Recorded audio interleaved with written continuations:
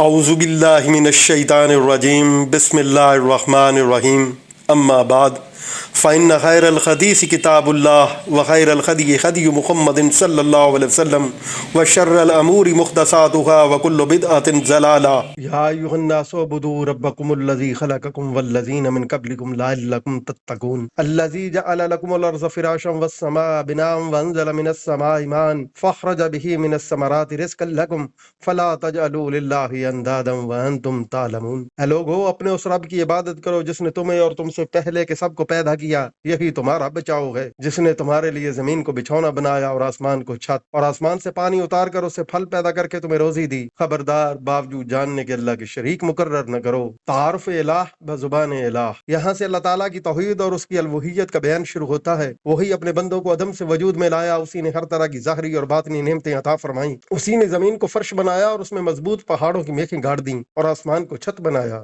جیسے کہ دوسری آیت میں آیا کہ وَجَعَلْنَا السَّمَاءَ سَقْفًا مَحْفُوظًا، یعنی آسمان کو محفوظ چھت بنایا، اس کے باوجود وہ نشانیوں سے منہ موڑ لیتے ہیں۔ آسمان سے پانی اتارنے کا مطلب بادل نازل فرمانا ہے۔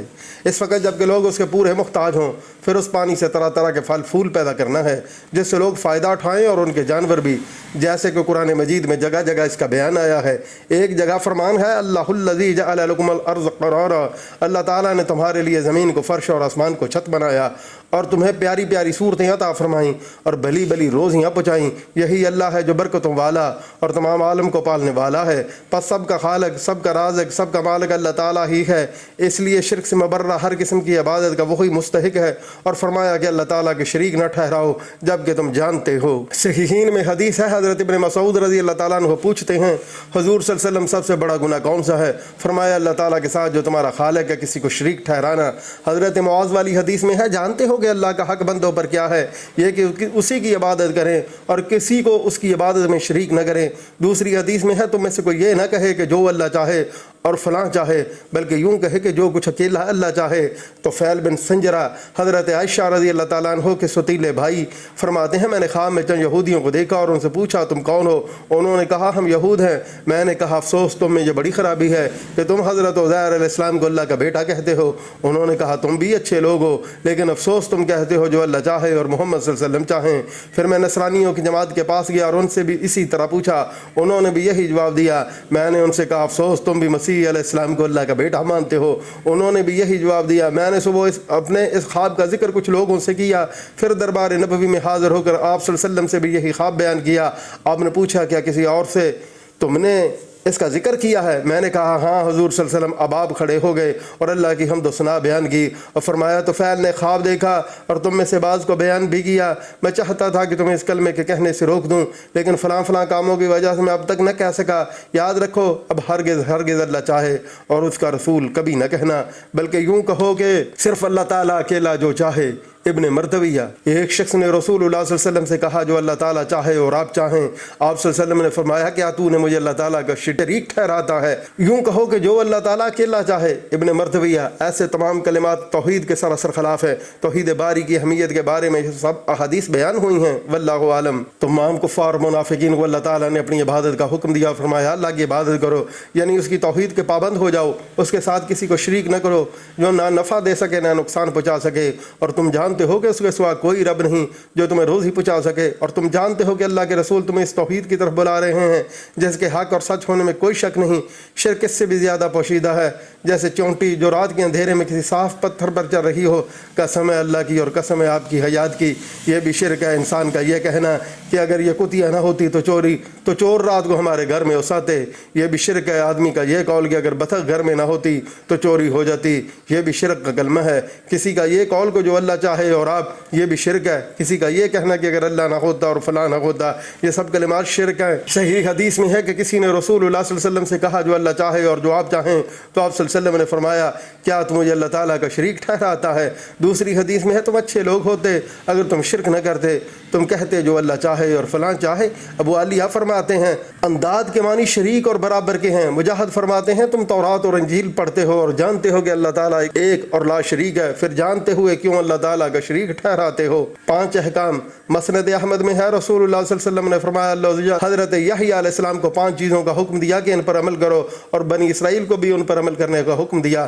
قریب تھا کہ وہ اس میں غفلت کریں تو حضرت عیسیٰ علیہ السلام نے انہیں یاد دلا دیا کہ آپ کو پروردگار عالم کا حکم تھا کہ ان 5 چیزوں پر کاربند ہو کر دوسروں کو بھی حکم دو، لہذا یا تو آپ کہہ دیجیے یا میں پہنچا دوں۔ حضرت یحییٰ علیہ السلام نے فرمایا مجھے ڈر ہے کہ اگر آپ سبقت لے گئے تو کہیں مجھے عذاب نہ دیا جائے یا زمین میں دنسا نہ دیا جائے۔ پس یحییٰ علیہ السلام نے بنی اسرائیل کو بیت المقدس کی مسجد میں جمع کیا۔ جب مسجد پر ہو گئی تو آپ اونچی جگہ پر بیٹھ گئے اور اللہ تعالیٰ کی حمد و ثنا بیان کر کے کہا اللہ تعالیٰ نے مجھے 5 باتوں کا حکم کیا ہے کہ خود بھی عمل کروں، تم سے بھی ان پر عمل کراؤں۔ ایک یہ کہ اللہ ایک کی عبادت کرو، اس کے ساتھ کسی کو شریک نہ ٹھہراؤ۔ اس کی مثال ایسی ہے جیسے کوئی شخص خاص اپنے مال سے کسی غلام کو خریدے اور غلام کام کاج کرے، لیکن جو کچھ حاصل ہو اسے کسی اور کو دے دے۔ کیا تم میں سے کوئی اس بات کو پسند کرتا ہے کہ اس کا غلام ایسا ہو؟ ٹھیک اسی طرح تمہارا پیدا کرنے والا، تمہیں روزی دینے والا، تمہارا حقیقی مالک اللہ وحدہ لا شریک ہے، پس تم اسی کی عبادت کرو اور اس کے ساتھ کسی کو شریک نہ ٹھہراؤ۔ دوسری یہ کہ نماز کو ادا کرو۔ اللہ تعالیٰ کی نگاہ بندے کی طرف ہوتی ہے جب تک کہ وہ نماز میں ادھر ادھر منہ نہ پھیرے۔ جب تم نماز میں ہو تو خبردار ادھر ادھر التفات نہ کرنا۔ تیسرا حکم یہ ہے کہ روزہ رکھا کرو۔ اس کی مثال ایسی ہے جیسے کسی شخص کے پاس مشک کی تھیلی بھری ہوئی ہو جس سے اس کے تمام ساتھیوں کے دماغ معطر رہیں۔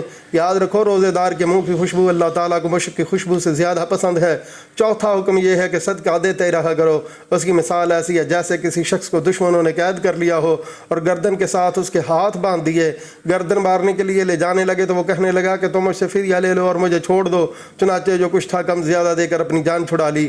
5واں اس کا حکم یہ ہے کہ بکثرت اس کے نام کا ذکر کیا کرو۔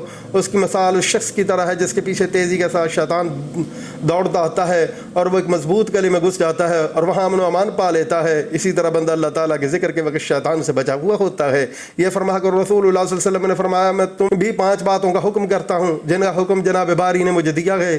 مسلمانوں کی جماعت کو لازم پکڑے رہنا، اللہ اور اس کے رسول اور مسلمان حاکم وقت کے احکام سننا اور جاننا، ہجرت کرنا اور جہاد کرنا۔ جو شخص جماعت سے ایک بالشت بھر نکل جائے وہ اسلام کے پٹھے کو اپنے گلے سے اتار پھینکے گا۔ ہاں یہ اور بات ہے کہ رجوع کر لے۔ جو شخص جاہلیت کی پکارے اور وہ جہنم کا کوڑا کرکٹ ہے۔ لوگوں نے کہا حضور اگرچہ وہ روزے دار اور نمازی ہو؟ فرمایا اگرچہ نماز پڑھتا ہو، روزے بھی رکھتا ہو اور اپنے آپ کو مسلمان سمجھتا ہو، مسلمانوں کو ان کے ان ناموں کے ساتھ پکارتے رہو جو خود اللہ تبارک و تعالیٰ نے رکھے ہیں، مسلمین، مومنین اور عباد اللہ۔ یہ حدیث حسن ہے۔ اس آیت میں بھی یہی بیان ہے کہ اللہ تعالیٰ ہی نے تمہیں پیدا کیا ہے، وہی تمہیں روزی دیتا ہے، پس عبادت بھی اسی کی کرو، اس کے ساتھ کسی کو شریک نہ کرو۔ اس آیت سے ثابت ہوتا ہے کہ عبادت میں توحید باری تعالیٰ کا پورا خیال رکھنا چاہیے، کسی اور کی عبادت نہ کرنی چاہیے۔ ہر ایک عبادت کے لائق صرف وہی ہے۔ اس بات وجود الہ العالمین امام رازی رحمۃ اللہ علیہ وغیرہ نے اللہ تعالیٰ کے وجود پر اس آیت سے استدلال کیا ہے، اور فی الواقع یہ آیت اللہ تعالیٰ کے وجود پر بہت بڑی دلیل ہے۔ زمین اور آسمان کی مختلف شکل و صورت، مختلف رنگ، مختلف مزاج اور مختلف نفع کی موجودات، ان میں سے ہر ایک کا نفع بخش ہونا اور خاص حکمت کا حامل ہونا ان کے خالق کے وجود کا اور اس کی عظیم الشان قدرت کا، حکمت، زبردست سطوت اور سلطنت کا ثبوت ہے۔ کسی بدوی سے پوچھا گیا کہ اللہ تبارک و تعالیٰ کی موجودگی کیا دلیل ہے، تو اس نے کہا یا سبحان اللہ ان البحر لیدل علی البعیر وان اثر الاقدام لیدل علی المسیر فسماء ذات ابراج وارض ذات فجاج وبخار ذات امواج الا یدل ذلک علی وجود اللطیف الخبیر۔ یعنی مینگنی سے اونٹ معلوم ہو سکے اور پاؤں کے نشان زمین پر دیکھ کر معلوم ہو جائے کہ کوئی آدمی گیا ہے، تو کیا یہ برجوں والا آسمان، یہ راستوں والی زمین، یہ موجیں مارنے والا سمندر اللہ تعالیٰ باریک بین اور باخبر کے وجود پر دلیل نہیں بن سکتے؟ حضرت امام مالک رحمۃ اللہ علیہ سے ہارون رشید نے پوچھا کہ اللہ تعالیٰ کے وجود پر کیا دلیل ہے؟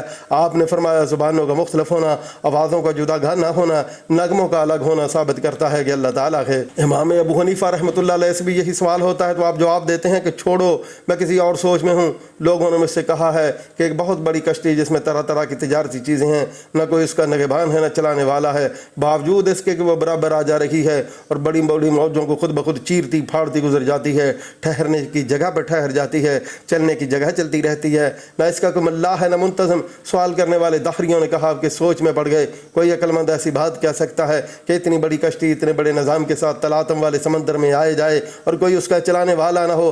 آپ نے فرمایا افسوس تمہاری عقلوں پر، ایک کشتی تو بغیر چلانے والے کے نہ چل سکے، لیکن یہ ساری دنیا آسمان و زمین کی سب چیزیں ٹھیک اپنے کام پر لگی رہیں اور ان کا مالک حاکم خالق کوئی نہ ہو۔ یہ جواب سن کر وہ لوگ حق کا بکا ہو گئے اور حق معلوم کر کے مسلمان ہو گئے۔ حضرت امام شافعی رحمۃ اللہ علیہ سے بھی یہی سوال ہوا تو آپ نے جواب دیا کہ توت کے پتے ایک ہی ہیں، ایک ہی ذائقہ کے ہیں، کیڑے اور شہد کی مکھی اور گائیں بکریاں ہرن وغیرہ سب اس کو چباتے کھاتے اور چرتے چگتے ہیں۔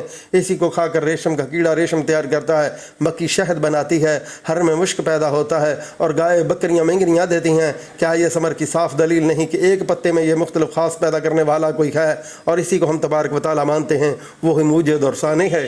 حضرت امام حنبل رحمۃ اللہ علیہ سے بھی ایک مرتبہ وجود باری تعالیٰ پر دلیل طلب کی گئی تو آپ رحمۃ اللہ علیہ نے فرمایا سنو، یہاں ایک نہایت مضبوط قلعہ ہے جس میں کوئی دروازہ نہیں، نہ کوئی راستہ ہے بلکہ سوراخ تک نہیں، باہر سے چاندی کی طرح چمک رہا ہے اور اندر سے سونے کی طرح دمک رہا ہے، اوپر نیچے دائیں بائیں چاروں طرف سے بالکل بند ہے، ہوا تک اس میں نہیں جا سکتی۔ اچانک اس کی ایک دیوار گرتی ہے اور ایک جاندار آنکھوں کانوں والا خوبصورت شکل اور پیاری بولی والا چلتا پھرتا نکل آتا ہے۔ بتاؤ اس بند اور محفوظ مکان میں اسے پیدا کرنے والا کوئی ہے یا نہیں، اور وہ ہستی انسانی ہستیوں سے بالا تر اور اس کی قدرت غیر محدود ہے یا نہیں۔ آپ کا مطلب یہ تھا کہ انڈے کو دیکھو چاروں طرف سے بند ہے، پھر اس میں پروردگار خالق یکتا جاندار بچہ پیدا کرتا ہے، یہی دلیل ہے اللہ کے وجود پر، اس کی توحید پر۔